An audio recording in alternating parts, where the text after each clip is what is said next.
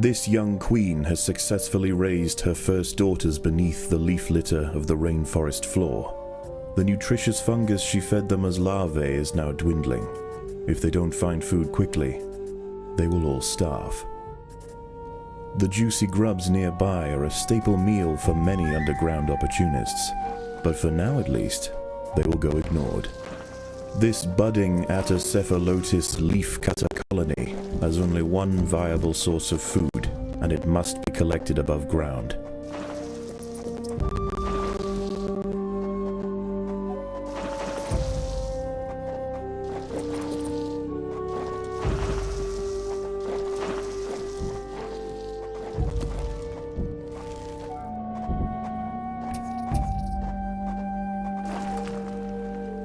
The small scouting party of minor workers could lead any number of deadly jungle creatures back to their undefended queen. They will need time and luck on their side. The workers have located a patch of young seedlings, just what they were looking for. The leaves are soft enough to be sliced up with ease and carried back to the nest. The harvested leaf chunks are not eaten directly. Instead, they are used by the very smallest minim workers to cultivate a nutritious fungus. A brightly patterned jumping spider, Casviri purpureus, has subdued one of the workers. This expert solo hunter combines extreme agility with incredible forward vision, allowing it to pounce on unsuspecting prey with pinpoint accuracy. Over time, waste builds up in the fungus gardens, and if left unchecked, it can attract necrotrophic parasites. To deal with this problem, Atacephalotis dig out subterranean waste heaps, preferably as far as possible from the healthy nursery chambers.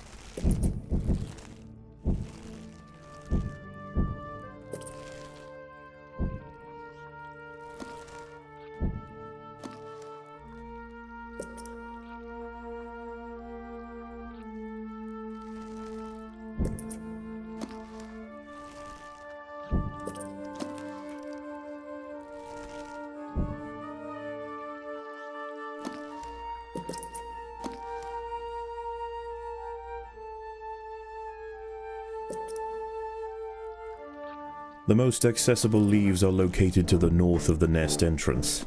However, Another atta colony has already laid claim to them. The close proximity of these nests places the two colonies in direct competition with one another.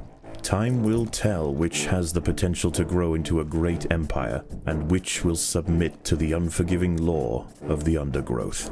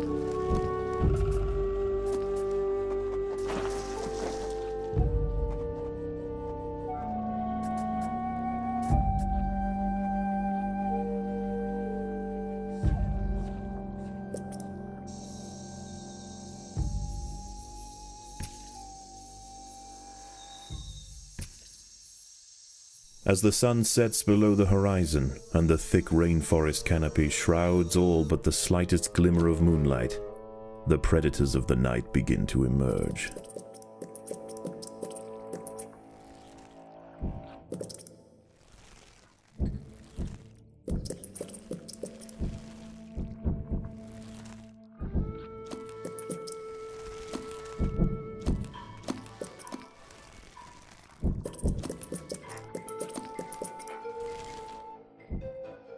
An ant has fallen prey to a wandering harvestman.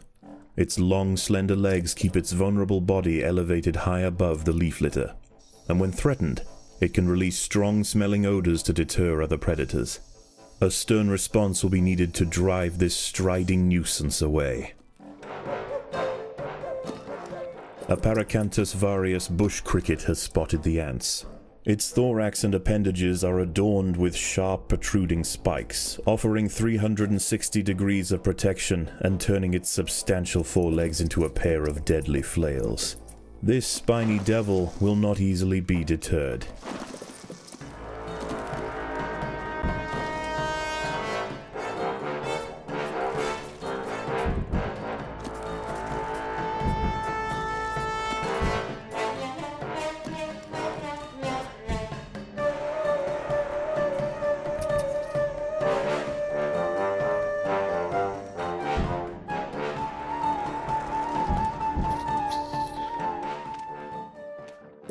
These rove beetle larvae are distant relatives of the European devil's coach horse.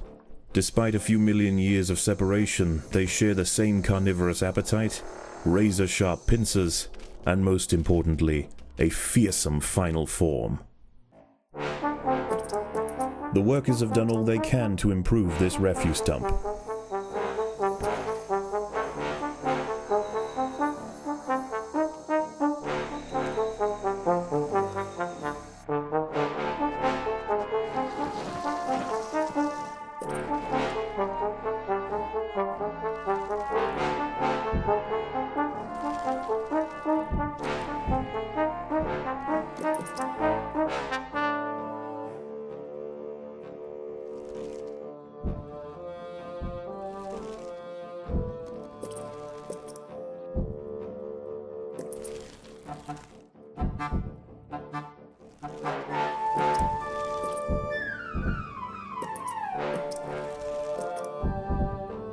The leafcutters have raised their first major ant.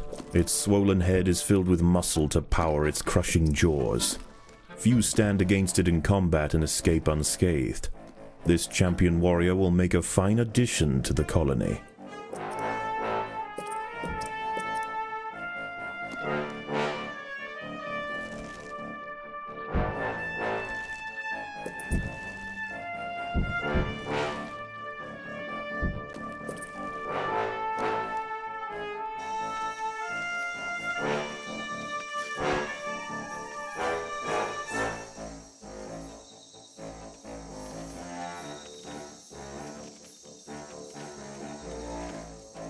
Overwhelmed by the defensive leafcutter forces, the harvestman decides to make a swift exit.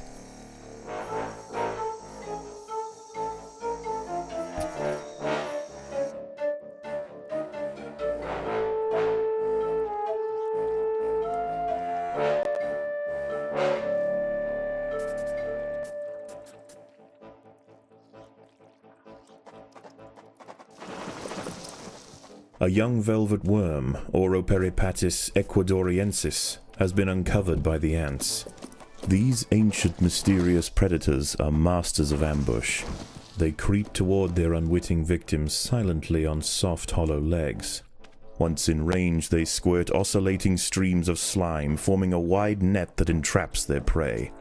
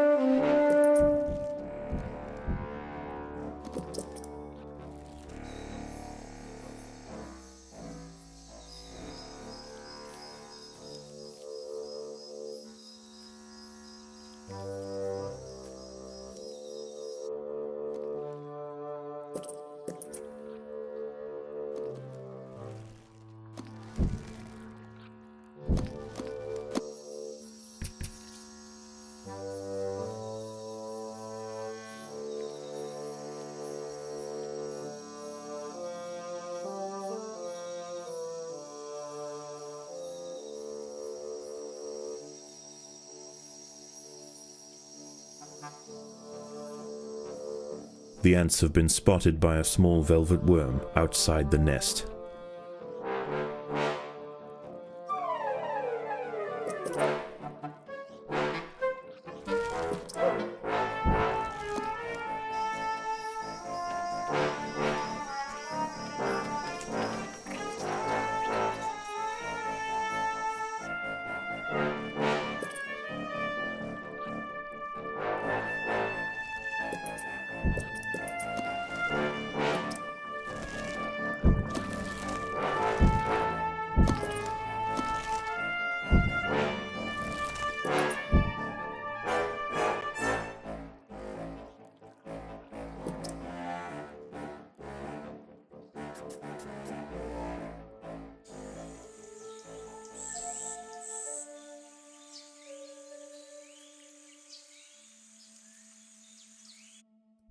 Daybreak has arrived, and the creatures of the night scurry back to the dark crevices of the undergrowth. For the ants, however, the objectives of the day remain unchanged. Locate vegetation, defend supply lines, and process leaves. There is no time for rest.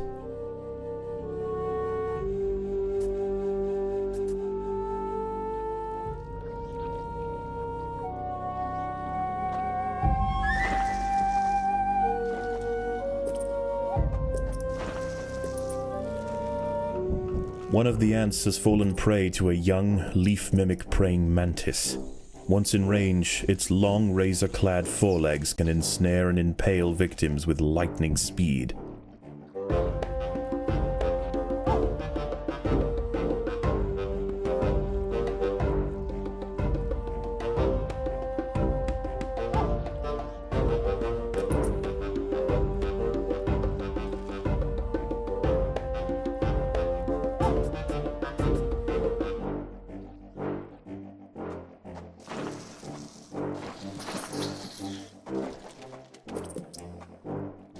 There are intruders in the nest.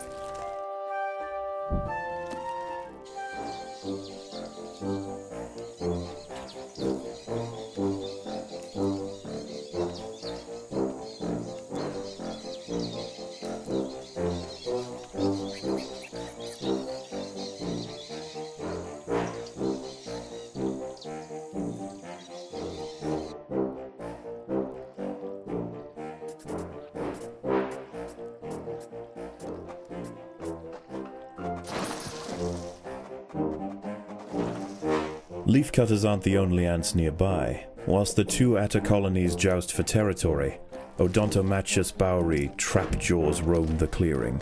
They can be found hunting alone or in small packs for vulnerable invertebrates to take back to their nest. They use snapping jaws to bludgeon their targets, exerting 300 times their body weight in a single blow.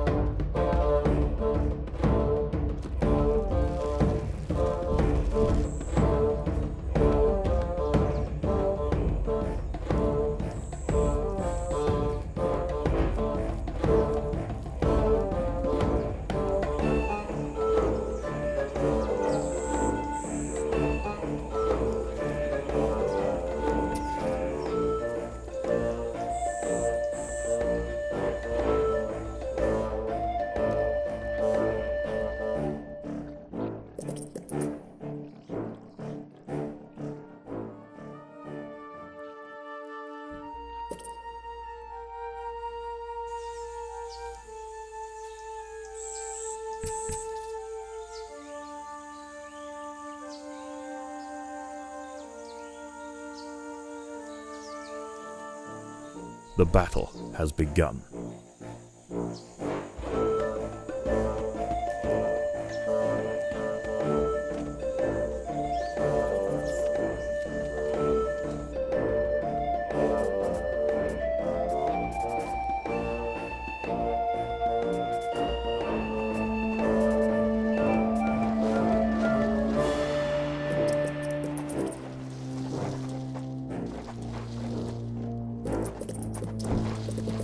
The hillside Atta colony is falling behind. With their demise at hand, they have no choice but to strike back at their opponent.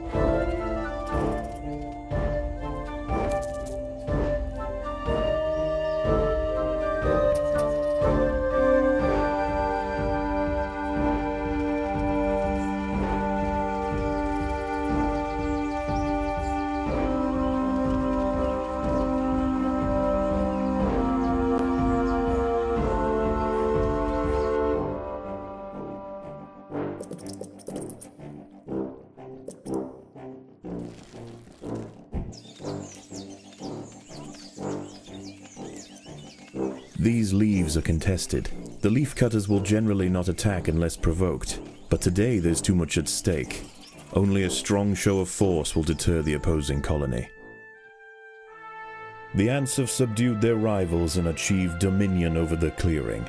As the competition withers, they will extend their territory in all directions, firmly establishing their agricultural empire.